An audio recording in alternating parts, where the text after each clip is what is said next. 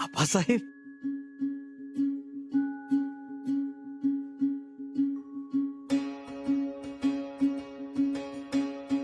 आबासाहेब, आम्हाला माहित होतं तुम्ही येणार. आलात.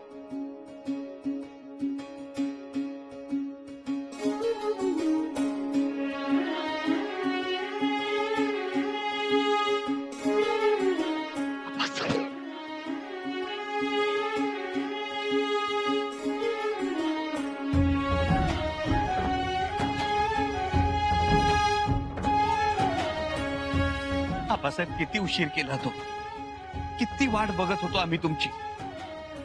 तुम्ही आम्हाला इथे शृंगारपुरात पाठवलं, त्यानंतर जवळजवळ 2 वर्षांनी भेटतो आहोत आपण. आम्हाला खूप काही बोलायचंय, खूप काही सांगायचंय, पण आबासाहेब एवढा दुरावा सहन करण्याचं सामर्थ्य नाही हो आमच्यात आता. आबासाहेब, पुन्हा आमच्याशी असं वागू नका. नाही, आपण काळजी घेऊ यापुढे. काळजी घ्यायलाच हवी आबासाहेब. तुम्ही एवढा दक्षिण दिग्विजय करून एवढी मर्दुमकी गाजवून आलात. स्वराज्यात येताना इथून जवळच असलेल्या पन्हाळ्यावर थांबलात. आम्हाला वाटलं आता तुमचा खलिता येणार, तुम्ही आम्हाला भेटीला बोलावणार, आणि ज्या क्षणी आम्हाला खात्रीशीर खबर मिळाली ना तुम्ही पन्हाळ्यावर पोहोचलात, त्या क्षणापासून आम्ही आमचे राहिलो नाही. मिळालो होतो आम्ही तुम्हाला बघण्यासाठी, तुमच्या दर्शनासाठी.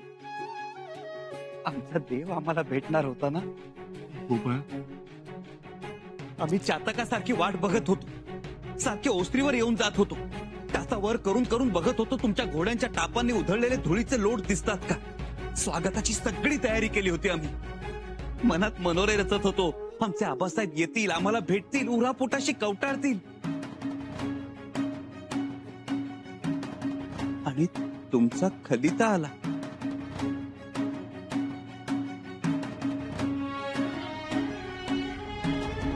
भेटीसाठी सामोरे येऊ नका म्हणून कोसळलो आबासाहेब आम्ही. भूपाळा, माफ करा आबासाहेब, पण बोलू द्या आम्हाला.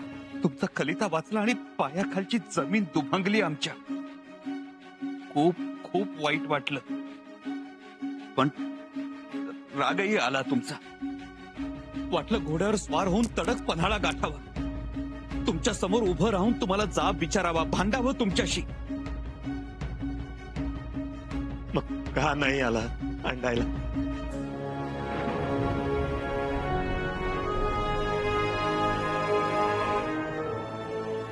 भक्त कधी आपल्या देवाशी भांडतो आबासाहेब? पण आबासाहेब, तुम्ही सगळ्यांशी चांगला वागता, मग आमच्याशीच असं का वागता? खरं तर आम्हीच येणार होतो शृंगारपुरी तुम्हाला भेटायला.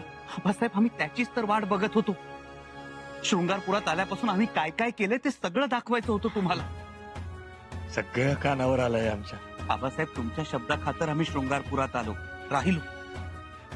सुरुवातीला बिलकुल करमत नव्हतं. इथं ना काही काम, ना कुठलं आव्हान. बरं, माणसांचाही राबता नाही, म्हणून मग आम्ही शेतकऱ्यांमध्ये मिसळले. साधी सुधी माणसं, तुमच्यात देव पाहणारी, तुम्हाला दैवत मानणारी, पण व्यवहारात मात्र एकदम कच्ची. होळी, फाल्गुन, शिमगा हे 3 महिने मानणारी, गुरुवार बेस्तरवार 2 म्हणणारी, रविवार ऐतवार 2 मानणारी ही माणसं फसवली जात आहेत हे आमच्या लक्षात आलं. म्हणून आम्ही सारा माफी दिली. आबासाहेब, त्यांची खपाटीला गेलेली पोटं नाही बघवली आमच्याकडून, म्हणून सारा माफी केली आम्ही. वाईट केलं का आबासाहेब आम्ही? नाही, अजिबात नाही. पण आबासाहेब, ज्यांनी या शेतकऱ्यांच्या घशात गेलेला जेमतेम चतकोर भाकरीचा तुकडा सुद्धा हिरावून घेतला, त्यांनी आम्हाला त्रास दिला, कांगावा केला आबासाहेब त्यांनी. नेहमीच आम्ही इथे शृंगारपुरात आखाडे उभे केले, ते इथल्या तरुणांना सशक्त बनवण्यासाठी, माता भगिनींच्या मनातली भीती दूर करण्यासाठी. त्याची थट्टा केली. काय तर म्हणे युवराज मोठे मोहिमेवर निघाले होते, आता मात्र बारक्या पोरांमध्ये खेळत राहिले. तरी गप्प राहिलो आबासाहेब आम्ही. तुम्ही खलिता पाठवलात आणि आम्ही अश्वदळ उभं केलं. 4000चं तगडं अश्वदळ. बघता बघता एक शक्ती उभी राहिली. त्याबद्दल आम्ही तुम्हाला शाबासकी देणारच आहोत. खरंच खूप मोठं काम केलं. आबासाहेब, त्याची सुद्धा चौकशी झालीच. स्वराज्याच्या युवराजांची चौकशी. का तर अश्वदळ उभारलं म्हणून. रावजी सोमनाथांनी आमच्या जवळच्या माणसांना धारेवर धरलं, त्यांच्या अटकेचे आदेश काढले. आम्हाला कोणालाही सांगताही येत नव्हतं की अश्वदळ उभारणीचे आदेश आपलेच होते म्हणून. आम्ही जी काही उत्तरं दिली ती त्यांना बेजबाबदारपणाची वाटली आणि त्यांनी आमच्या विरोधात रायगडावर कागाळ्या केल्या. आबासाहेब, आपल्या त्या बंद दाराआडच्या चर्चेमुळे आमच्याविषयी खूप गैरसमज झाले. ते तर होणारच होतं. त्याची आम्हाला आधीपासूनच कल्पना होती. आबासाहेब, आपली ती चर्चा यशस्वी करण्यासाठी आम्हाला मात्र काळजावर दगड ठेवावा लागला. आमचं आपल्याशी भांडण झालंय, आम्ही तुमच्यावर रुसलो आहोत याचं सोंग वठवताना खूप त्रास झाला आबासाहेब आम्हाला. तुम्ही म्हणता तसा तो गृहीत धरला होताच आम्ही. पण आबासाहेब, या सगळ्यामुळे एक झालं. रायगडाच्या महालापासून दिलेर खान, शहजादा शाह आलम ते औरंगजेब बादशाह पर्यंत सगळ्यांची खात्री पटली आपल्यात बेबनाव झालाय, बाप लेकाचं पटत नाही. मग स्वराज्यावर हल्ला करण्यापेक्षा नाराज युवराजालाच आपल्या बाजूने वळवू असा डाव दिलेर खानानं रचला आणि त्यानं आम्हाला पहिला खलिता पाठवला, दोस्तीचा. आबासाहेब, आपल्या गनिमी काव्याचं हे मोठं यश होतं. पण शंभूराजे, आपल्या स्वराज्यातला एकही मावळा जाया न होऊ देता, रक्ताचा एक थेंबही खाली न सांडता तुम्ही मोठ्या शिताफीनं दिलेर खानाला रोखलं आणि दक्षिणेत न येता दक्षिणेच्या विजयाचेही शिल्पकार ठरला. आबासाहेब, होय शंभूराजे, आम्ही नेहमी शस्त्रानं शत्रू रोखला, पण तुम्ही तर केवळ तुमच्या शब्दानं शत्रू रोखला. गेले 1.5-2 वर्ष त्या दिलेर खानाची 15-16 हजारांची फौज रोखून ठेवणं सोपं काम नव्हतं. त्याच्या हाती ना कुठला मुलूक लागू दिलात ना गडकोट. वाह शंभूराजे वाह. आता गेल्या 1.5-2 वर्षांच्या फौजेच्या खर्चाचा जाब दिलेर खानाला विचारला जाणारच. तुम्हाला पुढचं दिसतं का हो आबासाहेब? आम्हाला फक्त दिसलं, पण तुम्ही ते प्रत्यक्षात करून दाखवलं. शंभूराजे, हे सगळं तुमचं कसब आहे. खूप भोगलत, खूप सोसलं, खूप त्याग केला. आम्हाला ठाऊक आहे, आमच्या जवळजवळ प्रत्येक मंत्र्यांनी तुमच्यावर फक्त आरोपच केले, पण तुम्ही ते सगळे शांतपणे सोसलेत. शंभूबाई, इतकी सहनशक्ती कुठून कशी आणता? तुम्ही शाक्तपंथीयांना वेगळा दर्जा मिळवून दिलात, समाजात त्यांचं एक वेगळं स्थान मिळवून दिलं आणि त्यासाठी तुम्ही स्वतः त्यांच्यातले एक होऊन राहिलात. वाह, खूप मोठं काम केलं. अभिषेकही करवून घेतला आम्ही आम्हाला मारण्यासाठी.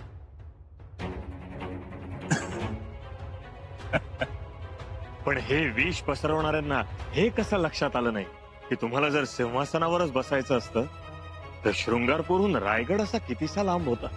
तुमच्याकडे अश्वदळ होतं, सिंहासन रिकामं होतं. तुम्ही मोगलांनाही हाती घेऊ शकला असतात. त्यासाठी कलशाभिषेक करण्याची काय गरज होती? तुम्हाला वाटेल तेव्हा तुम्ही सिंहासनावर बसू शकला असतात. पण याच लोकांना इतकी साधी गोष्ट लक्षात येऊ नये की इतक्या कालावधीमध्ये तुम्ही एकदा देखील रायगडावर आला नाही. आपला आदेश आबासाहेब. शंभूराजे, धन्य आहे तुमचे. तुम्ही अफवांचं, गैरसमजांचं विष पचवत आला. खरंच रुद्र आहात, शंभू आहात. हा सह्याद्री तुमच्या ऋणातून कधीही मुक्त होणार नाही. आबासाहेब, याच शब्दांसाठी आसुसलो होतो आम्ही.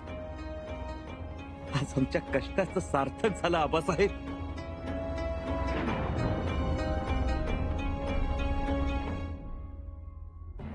बोला, आज आमचे कान तृप्त होऊ देत. बोला. आबासाहेब, या निमित्तानं एका गोष्टीची प्रकर्षानं आठवण झाली. महाभारताचं युद्ध संपल्यानंतर विजयी अर्जुनाचा रथ भगवान श्रीकृष्णानं एके ठिकाणी थांबवला आणि अर्जुनाला रथातून उतरून जाण्यास सांगितलं. अर्जुनाला आश्चर्य वाटलं. खरं तर सारथ्यानं अगोदर रथ सोडायला हवा होता, सारथ्यानं खाली उतरायला हवं होतं. पण श्रीकृष्णाने सांगितलंय म्हटल्यावर अर्जुन उतरला. पाठोपाठ भगवान श्रीकृष्णही उतरले आणि क्षणात अर्जुनाचा रथ जळून खाक झाला. अर्जुन अचंबित झाला. तेव्हा भगवान श्रीकृष्णानं अर्जुनाला सांगितलं, कौरवांनी आणि तुझ्या शत्रूंनी तुझ्यावर ज्या शस्त्रांचा वर्षाव केला होता त्यामुळे रथ बद्ध झाला होता.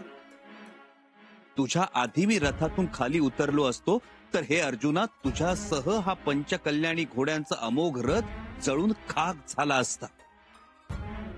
आबासाहेब, याचाच अर्थ श्रीकृष्णाच्या पुण्याईमुळे, त्याच्या आशीर्वादामुळे अर्जुन शाबूत होता. आबासाहेब, त्याचप्रमाणे आमच्यावरही रोज बदनामीच्या अस्त्रांचा वर्षाव होत असतो. केवळ तुम्ही आहात म्हणून आम्ही शाबूत आहोत, नाहीतर आयुष्यभराची होरपळ आमच्या वाट्याला येईल. आम्हाला सोडून जाऊ नका आबासाहेब, कधीही सोडू नका, नाहीतर आमच्या आयुष्याचा रथ जळून खाक होईल. नका चिंता करू शंभूबाई, आम्ही सदैव तुमच्या सोबत असू. आबासाहेब, आमच्यावर विश्वास ठेवा. पण शंभूराजे, आपल्याला अजून खूप मोठा पल्ला गाठायचा आहे. बंद दाराआड आपली झालेली चर्चा आपल्याला पूर्णत्वास न्यायची.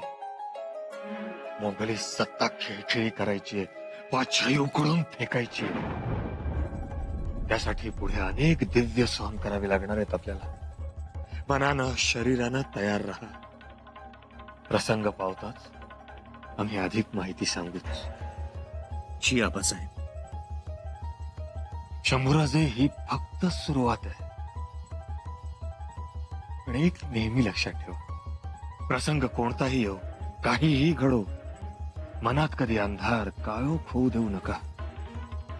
कारण एकदा का मनात अंधार काळोख झाला की मग बाहेरच्या लख्ख उजेडाची मातब्बरी राहत नाही. हे नेहमी लक्षात ठेवा.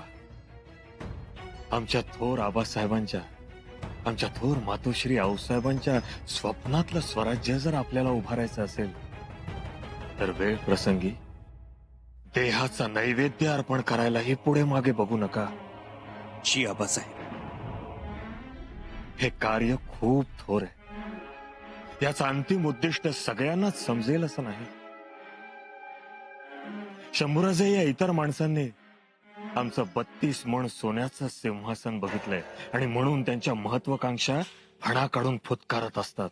त्यांच्याकडे लक्ष देऊ नका. उलट जवळच्या टोपलीत त्यांचे दात काढून ठेवा. जी आबासाहेब.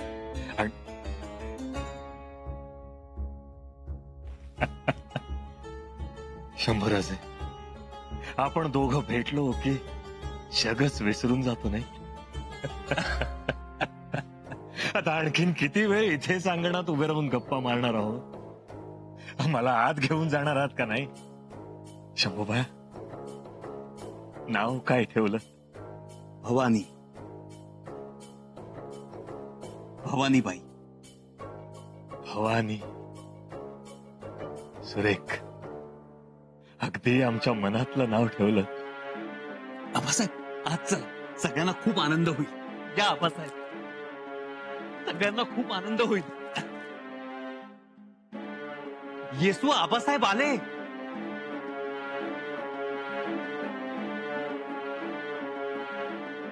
येसू.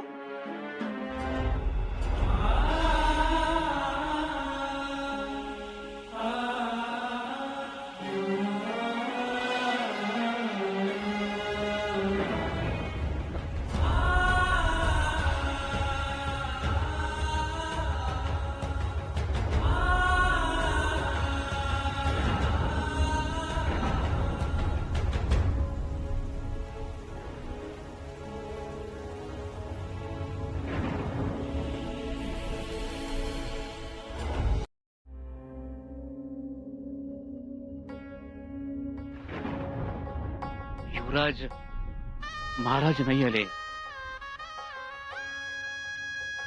खबरवीर पाठवलाय. महाराज आले नाहीत. आमचे आबासाहेब आले नाहीत.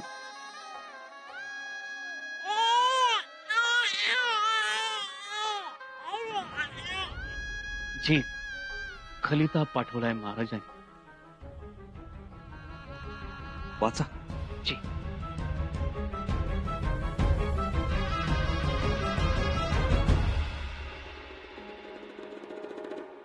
श्रेयासह विराजित अखंड लक्ष्मी अलंकृत युवराज शंभूराजे प्रती अनेक उदंड आशीर्वाद. उपरी विशेष वज्रचुडे मंडित सौभाग्यवती सोनबाई साहेब व्यास कन्या रत्न जाहले. त्याचे बारशास अगत्याने यायचे योजिले होते, परंतु धोधो पडणारा पाऊस, नदीवरचे वाहून गेलेले साकव आणि आमच्या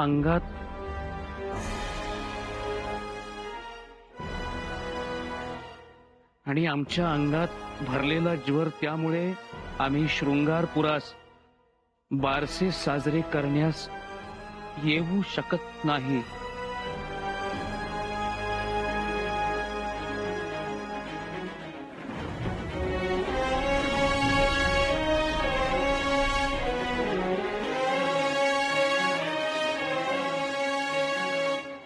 मात्र आपण थाटामाटात ते साजरे करावे. आमचे नवजात बाळास, आमच्या नातीस आशीर्वाद.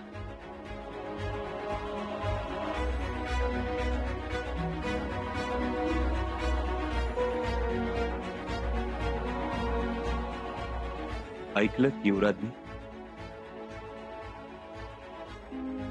आबासाहेब येणार नाहीत आता.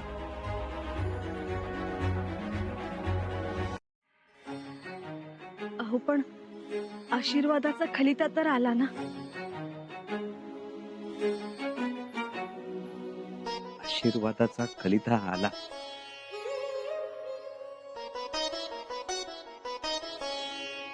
खलिताच आला. आबासाहेब नाही आले. ते आले असते तर बरं झालं असतं. तुमच्या लेकीला भरभरून आशीर्वाद मिळाले असते, पण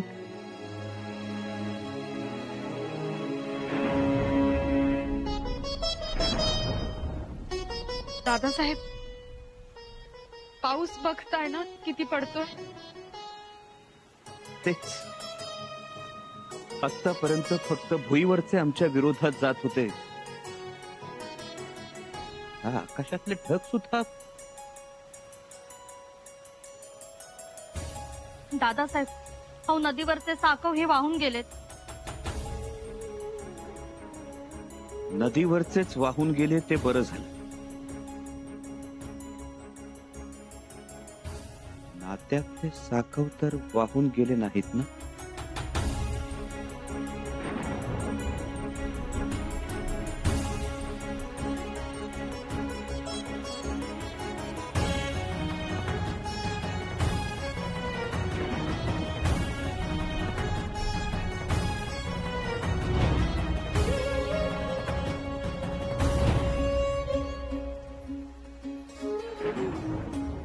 ही कवड्यांची माय, आज ही आम्ही तुमच्या गळ्यात घालतो आहोत. आजपासून तुमचा जीव तुम्ही कवडीप्रमाणे माना.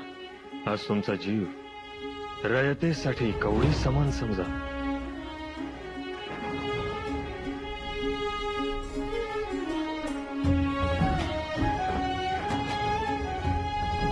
आतापर्यंत मर्दासारखे खेळलात. शाबास तुमची, शाबास. आता शेवटचा डाव.